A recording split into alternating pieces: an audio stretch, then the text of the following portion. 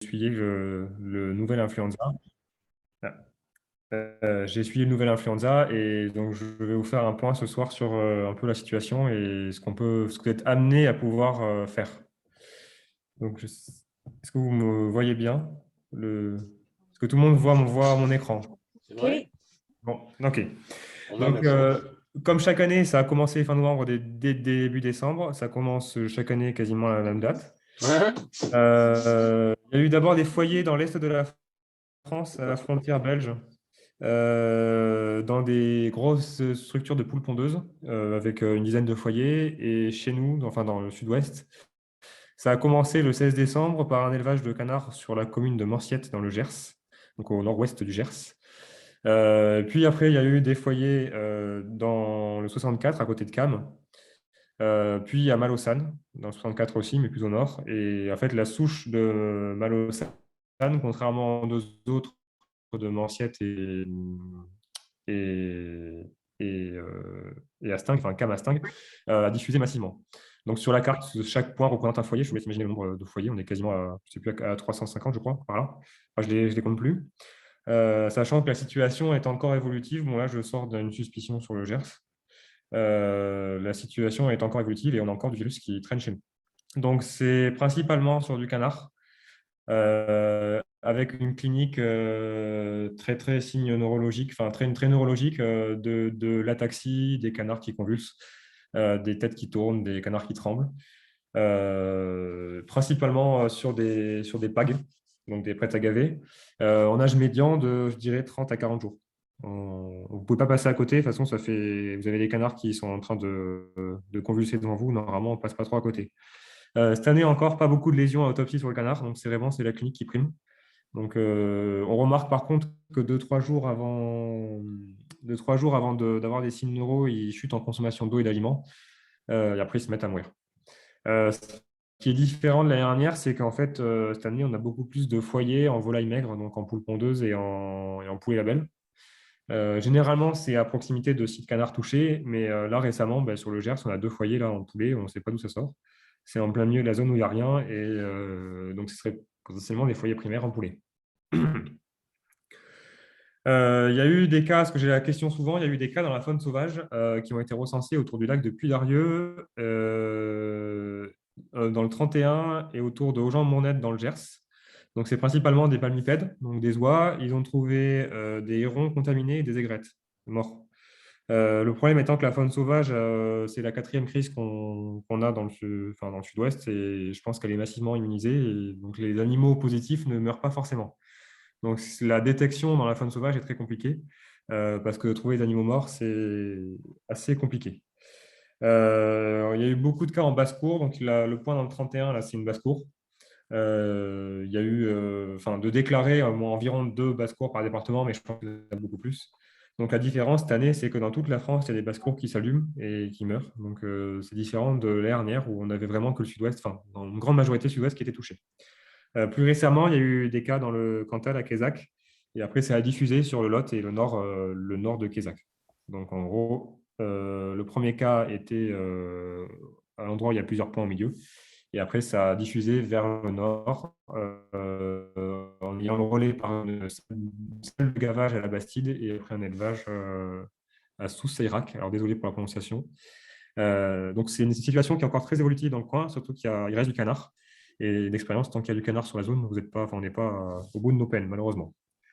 Donc, ce qui a été fait sur le Gers et les Landes et le 64, plus ouais. efficace.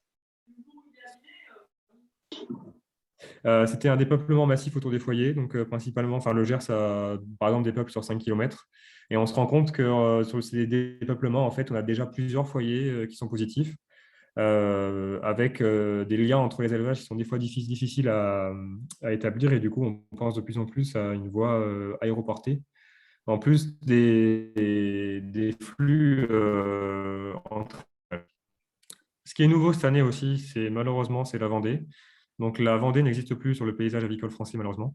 Donc là, ils ont encore plus de foyers que nous parce qu'ils ont plus d'élevage en fait, hein. C'est plus, les élevages sont assez proches les uns des autres. C'est encore plus difficile que chez nous sur le département. Ils ont décidé avant-hier de dépeupler toute la Vendée. Donc il n'y aura plus une seule volaille en Vendée. Il y a quelques diffusions donc, dans le 35 à Essé, en Ille-et-Vilaine, et dans le Morbihan, à Ambon, qui pour l'instant ne diffusent pas, donc tant mieux, puisqu'on avait peur que ça diffuse sur la Bretagne. Il faut savoir que les deux bassins, Bretagne et Vendée, sont des principaux producteurs de poussins en fait, pour toute la France. Donc, avec la Vendée en moins, ça risque d'être compliqué de repartir. Donc, vous risquez d'être. Je ne sais pas si mon Wi-Fi marche bien, parce qu'il me dit que ma connexion est instable. J'espère que ça marche. Vous risquez d'être appelé sur des suspicions cliniques, sur des prélèvements, donc des écouvillons généralement, soit devant, soit derrière, comme je dis, trachéo-cloaco, que ce soit pour des libérations de l'eau en vue d'abattage ou des liens épidémiologiques, ou du contrôle de zone, tout simplement. Et vous risquez aussi d'intervenir sur des chantiers d'euthanasie des foyers. Les élevages autour et des peuplements, c'est généralement fait avec un camion qui vient gazer les animaux. C'est généralement sur les foyers qu'on dépeuple. Et vous risquez aussi d'être appelé sur plein d'autres mesures, comme des contrôles biosécurité en élevage ou d'autres actions. Donc, petit point biosécurité, parce qu'on me le demande parfois. Pardon. Il y a un arrêté biosécurité en volaille depuis la deuxième crise. Maintenant, on en est à 4. Donc, le mieux quand on arrive sur une suspicion, c'est de se garer le plus loin possible des bâtiments. Donc, en gros, au plus loin, au mieux. Ça fait faire un peu de sport pour arriver jusqu'au bâtiment. C'est toujours très agréable. Donc, il faut se garer dans ce qu'on appelle la zone publique. Donc, chaque élevage, normalement, est censé déterminer des zones. Donc, vous avez la zone qui contient les animaux, donc le bâtiment et le parcours. La zone professionnelle qui est après, donc là, c'est la chaînette que j'ai matérialisée sur le schéma, où là, en fait, il n'y a que les tracteurs de la ferme et les autres véhicules utiles à l'exploitation qui vont entrer. Et vous, il faut rester en zone publique au plus loin des bâtiments. Donc, le mieux, c'est d'avoir un petit pulvé aussi sur soi, de sortir, de se désinfecter les chaussures et, si possible, de se mettre une première couche à cet endroit-là.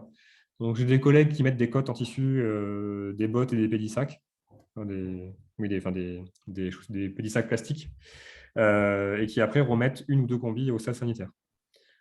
Donc, moi, généralement, ce que je fais, c'est que je mets une première combi en descendant de la voiture avec des pédissacs. Je mets des gants de fouille. Ça évite à ce que le virus remonte dans mes manches. Et après, je remets une casaque de vélage et une paire de pédissacs et une autre paire de gants au niveau du sas sanitaire.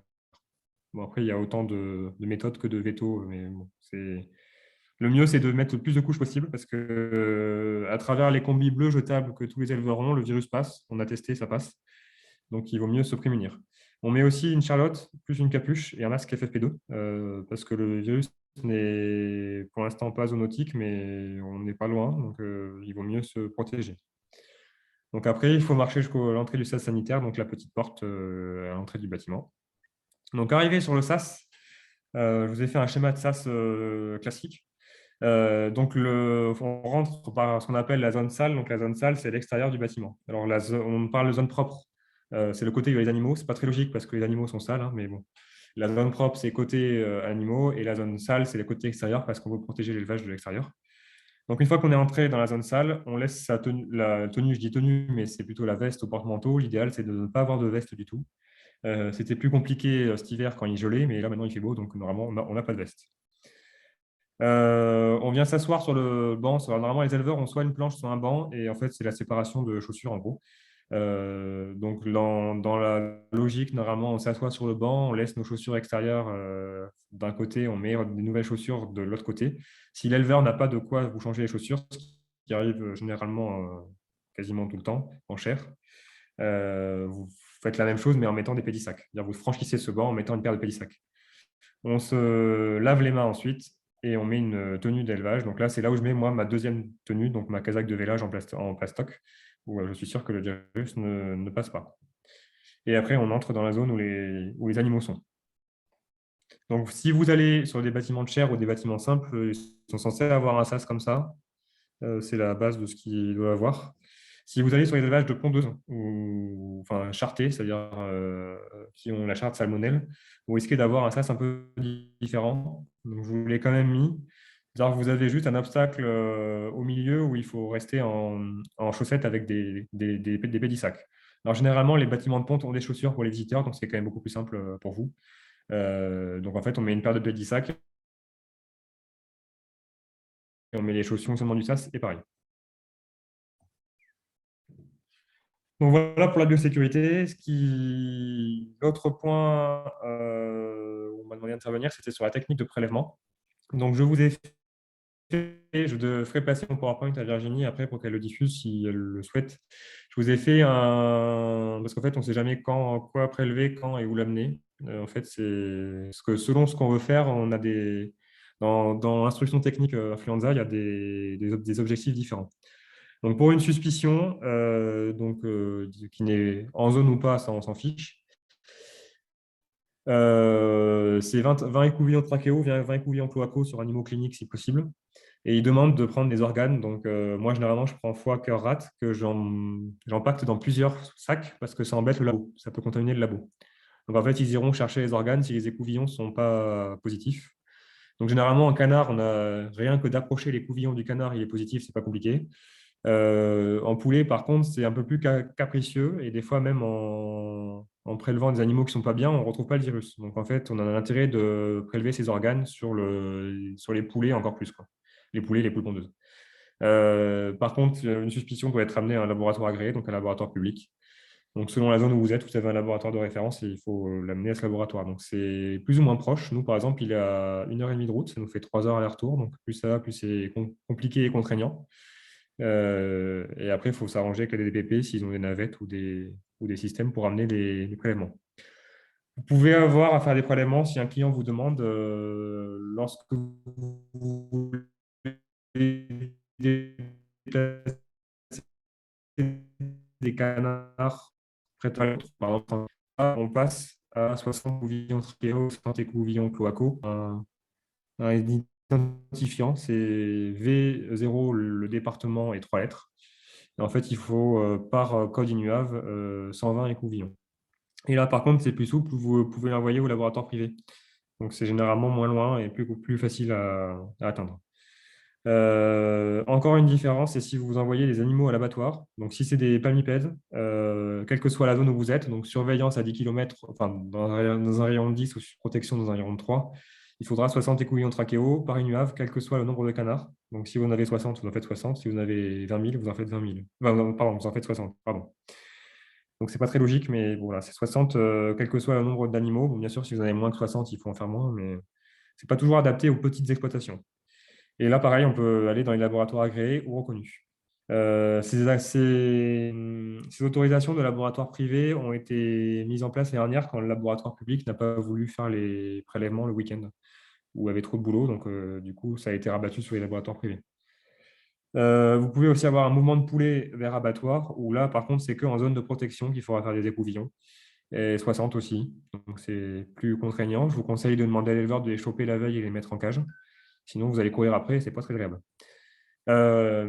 Et après, ce que les DDPP peuvent vous demander aussi, c'est des contrôles pour lever les zones. Donc, pour lever les zones de protection ou de surveillance, il faut contrôler tous les élevages ou les basses-cours qu'il y a dans le coin.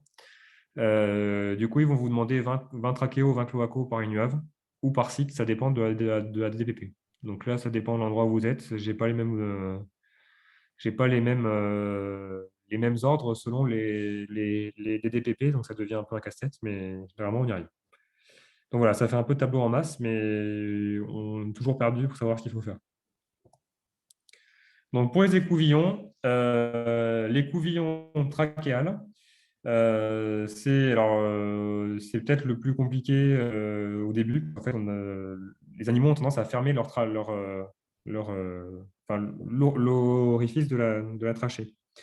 Donc là, vous avez un canard avec le bec ouvert. En fait, il faut viser le trou qu'il y a en plein milieu. Donc vous voyez les couvillons qui rentrent dedans. Le mieux, c'est alors pour ceux qui sont droitiers, par exemple, de tirer la langue avec le pouce et de maintenir le bec supérieur avec l'index.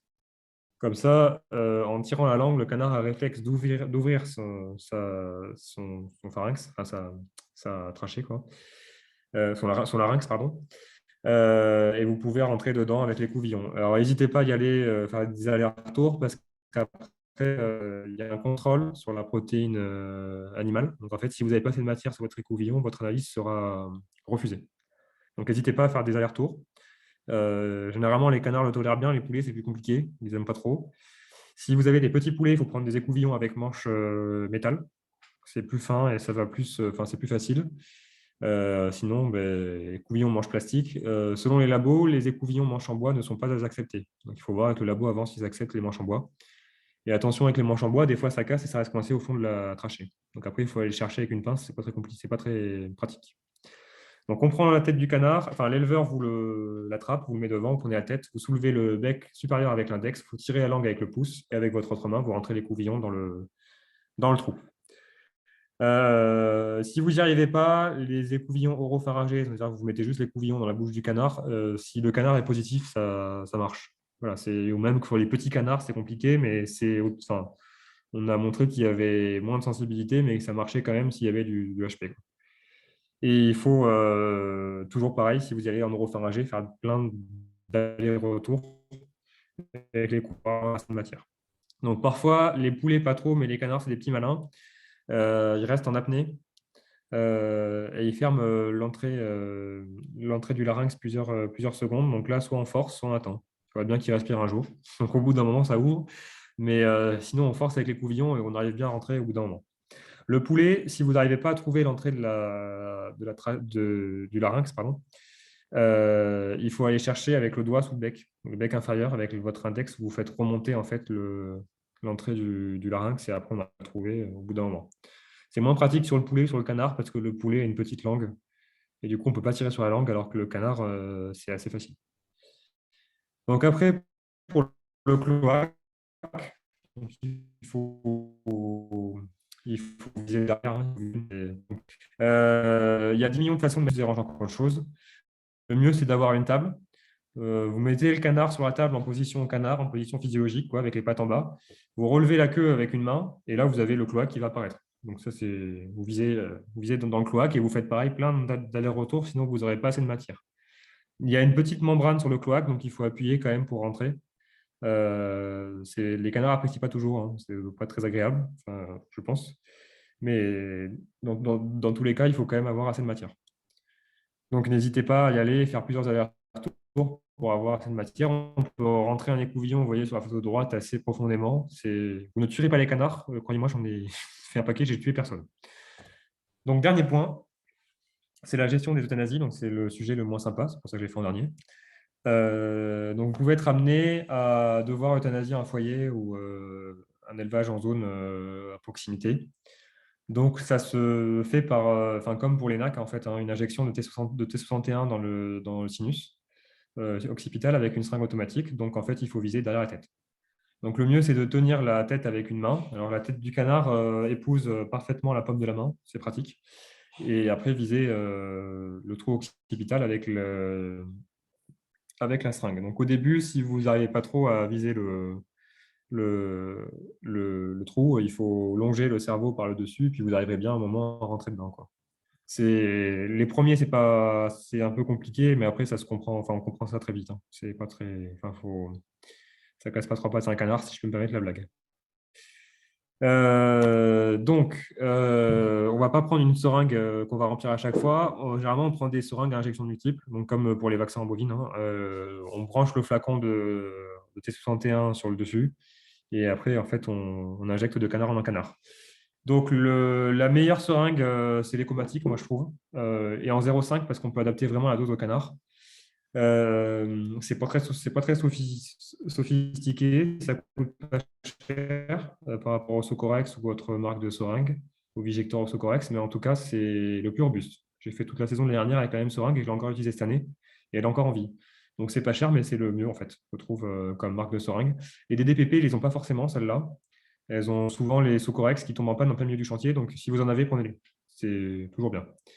Le T61 est plus pratique que Dolétal parce qu'on en met moins et que du coup, on se fatigue moins la main.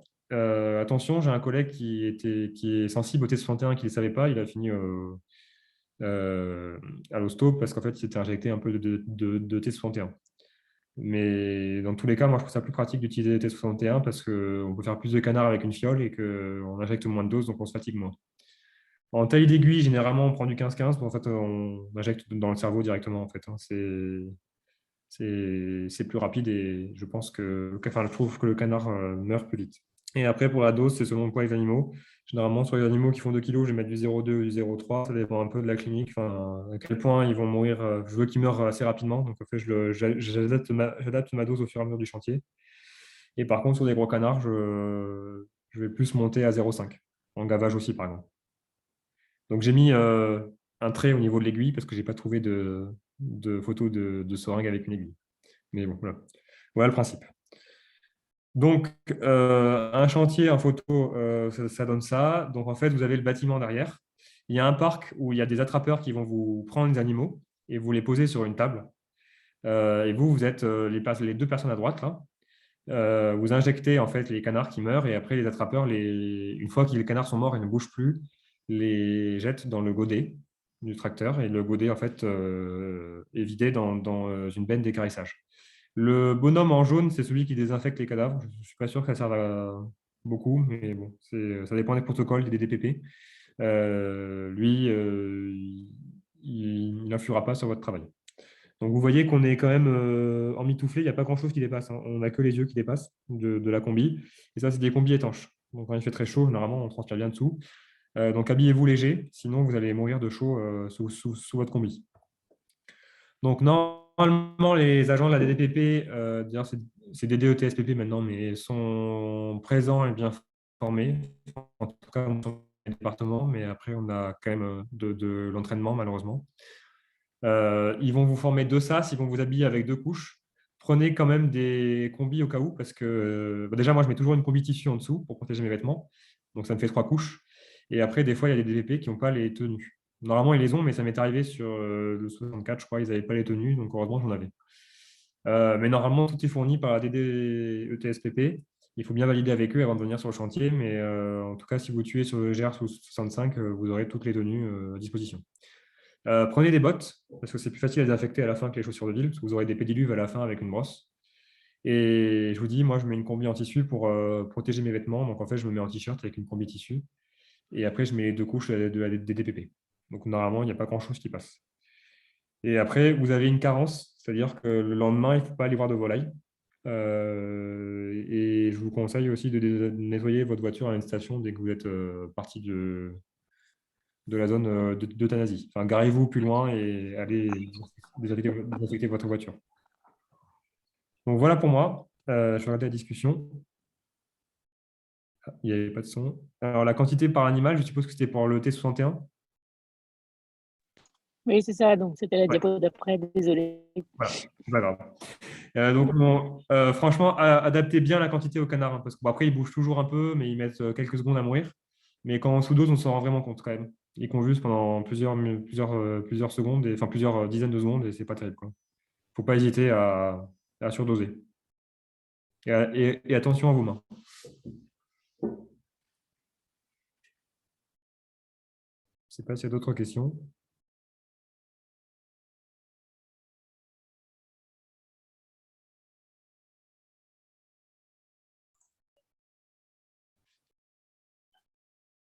Tu as Eric Février qui a levé la main. Allez-y. Oui, juste merci pour cette réunion pour les vétos qui n'ont pas l'habitude de ce genre de chantier. Bon, j'avais demandé la semaine dernière, mais merci de l'avoir. Et merci à vous de venir nous aider aussi, parce que moi j'ai beaucoup de vétos ruraux, enfin c'est principalement des ruraux quand même, mais j'ai quelques canards qui sont venus, mais j'ai beaucoup de vétos qui sont venus en renfort et ça nous a bien aidé.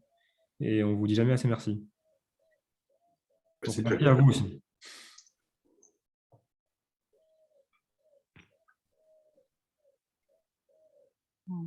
Il y a deux personnes qui ont levé la main. Allez-y. Hein. Intervenez.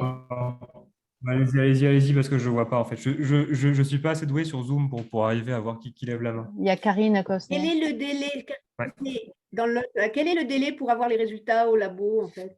Une PCR, ça met 3 heures. Donc, nous, on a un appareil à PCR. En 3 heures, on peut savoir, mais ça dépend du labo. Ça dépend de l'heure à laquelle vous les amenez, parce qu'il y a des labos qui refusent de les lancer en fin de journée, par exemple. Mais normalement, c'est 3-4 heures, quoi. Voilà. D'accord. Merci.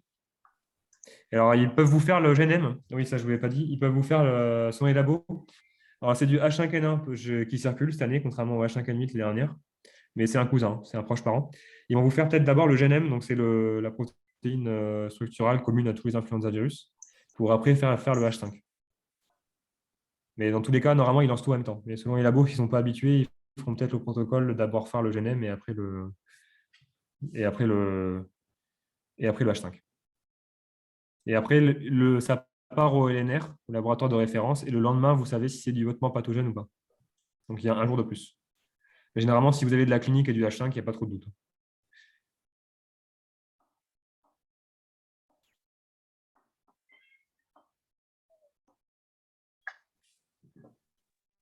La deuxième personne qui avait levé la main, peut-être.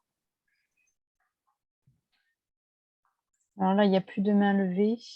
Ah, Par contre, je voulais savoir, est-ce qu'il y a des besoins justement de renfort en ce moment? Tu sais si... nous, sur notre zone, il ne reste pas grand-chose. Mhm. Et pour l'instant, on a un foyer en poulet là, mais je pense que ça va être GT ça va être le gaz qui va venir. Et sur le lot, je pense qu'il risque d'y avoir des besoins. Mais je ne connais pas la situation actuelle là-bas. Ouais. C'est mon secteur, mais de toute façon, vu comment ça diffuse là-haut, je pense que vous allez être amené à avoir des besoins pour les chantiers, quoi.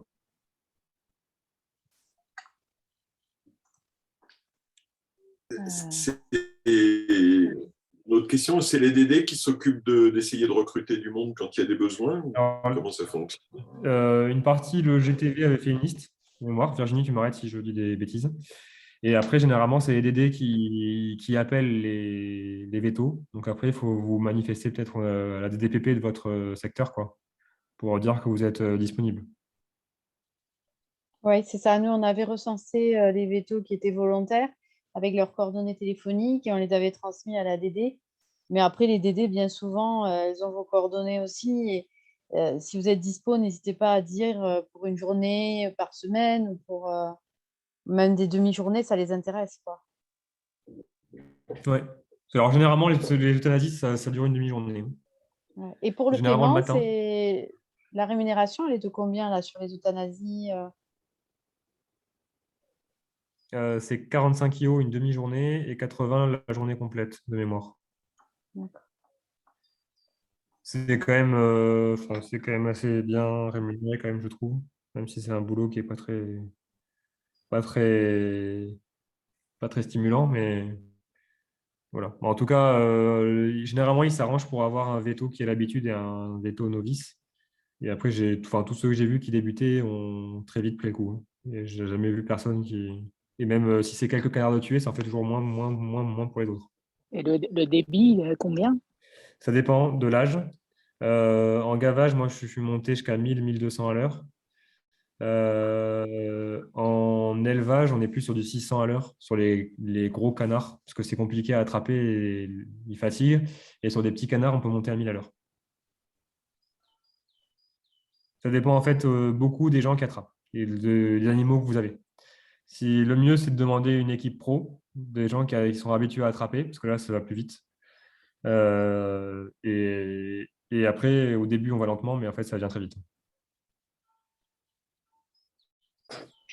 J'ai encore deux questions. Alors, une première question sur. Tu as parlé d'IO, c'est des IO ou c'est des AMB? C'est des IO, de mémoire. Virginie, tu ne l'as pas, la barème? Ouais, c'est des IO. Ouais. D'accord. Ils ont réussi à trouver où était l'IO dans l'administration. Ils ne sont pas restés sur l'AMB. C'est ça. Visiblement. Ouais. Alors après, on avait réussi à faire. Tant mieux. En fait, on a réussi, avec l'aide du GTV l'année dernière, à faire passer une grille tarifaire. Ou l'année d'avant, je ne sais plus. Je sais plus quelle crise. Bon. La grille tarifaire est nationale? Oui, de mémoire, oui. Bon, on va faire en sorte. Ouais. Ça paraît pas mal. Et une expérience personnelle, puisque j'ai fait une matinée d'euthanasie lundi, on en a fait 30. En combien de Parce temps? que c'était dehors et que. Ah oui, par contre, oui, il faut que ce soit Non, attrapé.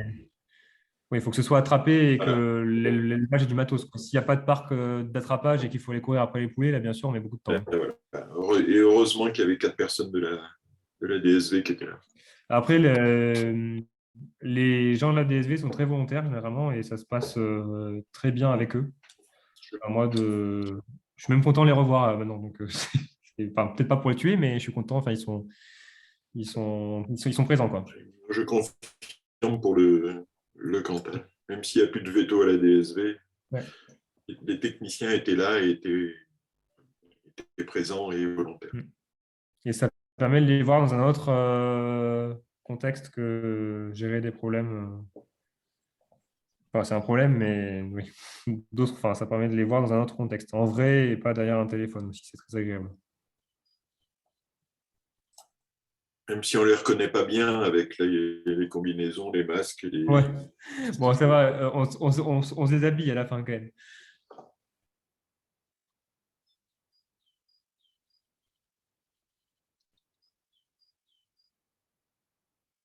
Moi, j'avais une question par rapport au délai d'évacuation des cadavres pour l'équarrissage. Ça se passe comment? Parce qu'on entend beaucoup de choses. Alors, en théorie, ce qui est fait principalement, enfin, en fait, le nerf de la guerre, c'est la benne d'équarrissage.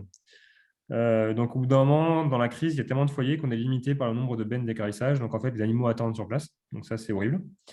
Et après, alors, il y a deux façons de faire. Soit ils sont euthanasiés et mis en big bag. Et à ce moment-là, la benne vient normalement dans les jours qui viennent, mais dans les Landes, par exemple, l'année dernière, ils ont gardé des animaux jusqu'à 1 mois chez eux. Oh, c'est épouvantable, Ouais, ça, c'est pour le épouvantable. cœur. Et moi, j'ai jamais vu ça dans le Gers. En fait, on tuait, on mettait directement dans la benne qui partait directement. Et puis au niveau sanitaire, même, Ouais, c'est pas les terrible. cadavres un mois dans les sacs, c'est pas C'est terrible. pas terrible. Mais bon, après, en fait, ils étaient sous l'eau. Les Landais, l'année dernière, étaient grandement sous l'eau. Cette année, ça s'est mieux passé. Et en Vendée, là, ils savent même pas comment évacuer les cadavres et ils vont faire des charniers quand même. Donc, ouais. Je pense que le système d'équarrissage n'est pas prêt à subir une crise comme ça, quoi. Enfin, après, c'est normal, hein, mais c'est compliqué à gérer. Alors après, vous, sur le Cantal, Lot et je pense sur le sud-ouest, ce qui reste, ça va continuer à être géré en benne, je pense, parce qu'on n'a pas beaucoup de volume. Mais bon, après, ça fait aussi diffuser des cadavres, ce qui n'est pas terrible selon moi, mais bon, après, ce n'est que mon avis. Tant qu'on garde un équarrissage dans le Cantal, ça diffuse un peu moins. Ça diffuse un peu moins, mais je sais qu'à un moment, moi, les cadavres montaient à Niort quand même, hein, parce qu'Agen était sous l'eau. À un moment, là, parce qu'il y avait de l'eau partout, là, et Agen était sous l'eau, et ça montait, enfin, c'est quand même pas terrible, quoi. Même si dans une benne fermée, c'est toujours un risque. Ouais.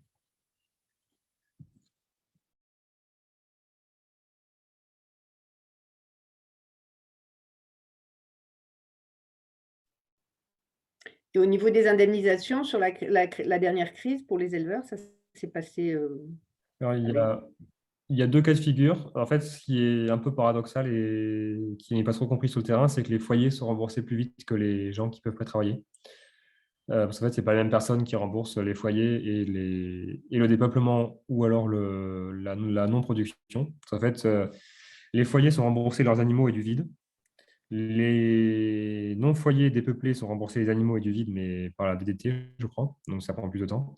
Et les gens qui ne peuvent pas rentrer d'animaux parce qu'ils sont en zone sont remboursés du vide sanitaire. Mais là encore, en fait, les gens de l'ère minière qui ont eu les animaux tués en dépeuplement ou sont restés vides ont été remboursés en décembre, je crois.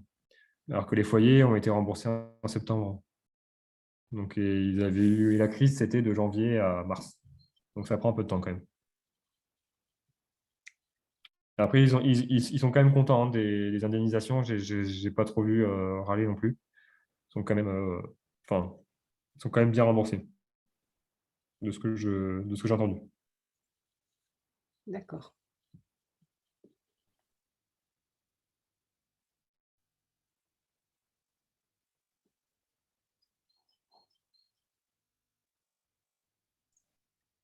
Bon, je crois on a fait le tour des questions.